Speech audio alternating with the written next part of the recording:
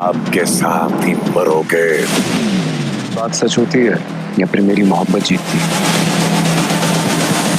अंदर मैं नहीं रह सकता, इससे बेहतर ये मेरी मदद नहीं रह सकती। हम बहुत चाहते हैं एक दूसरे को। क्योंकि मैं झूठी औरत का बेटा हूँ। बंद करो अपनी बकवास। मेरे जीते जी मैं ऐसे किसी का नहीं होने दूंगा।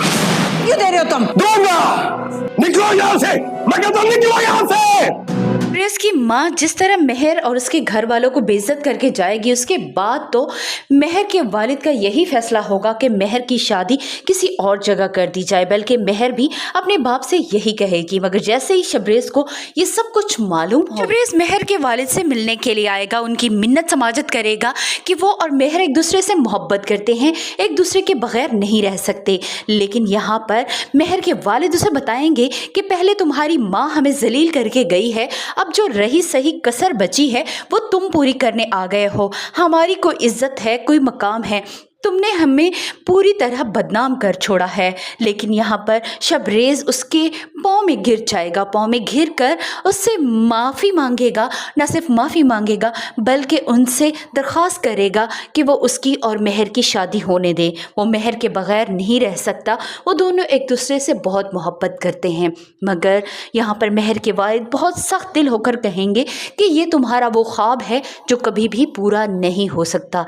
यहाँ पर शबरेज एक हंगामा खड़ा करेगा तो मेहर के वालिद पुलिस को भी बुलवा लेंगे। पुलिस आकर यहाँ से शबरेज को ले जाएगी। शबरेज मेहर को जाते हुए भी यही कहेगा कि वो उसकी है और हमेशा ही उसकी रहेगी।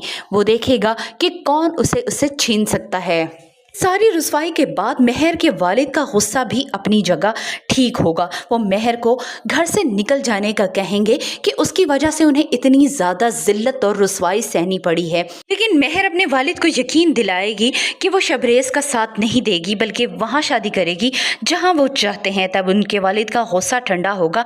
मगर शबरेज को इस बात का शदीद गुस्सा होगा कि उसकी माँ ने उसके साथ झूठ बोला है। घर जाकर वो एक बहुत बड़ा हंगामा खड़ा करने वाला है। जिस तरह शबरेज अरेस्ट होगा, उसे पुलिस पकड़ कर ले जाएगी। उसके वालिद उसे छुड़ाकर जब घर लेकर आएंगे तो शबरेज उनसे एक ही सवाल करेगा कि आखिर उसका कसूर क्या है। वो मेहर से शादी करना चाहता है तो आप मेरी शादी वहाँ क्यों नहीं करने देना चाहती।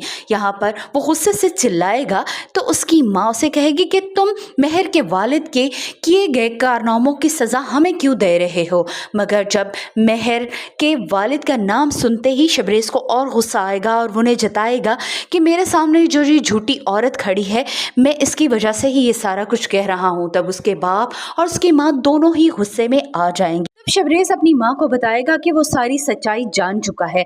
आप मेहर का रिश्ता लेने नहीं गई थी बल्कि उनकी इंसल्ट करने गई थी। और मैंने आपसे कहा भी था कि अगर मेहर मेरी ना हुई तो मैं कुछ भी कर गुजरूंगा। नाज़रीन, आपको क्या लगता है, क्या मेहर शबरेज की ज़िंदगी में शामिल होगी या नहीं? अपनी राय से ज़रूर आगाह करें।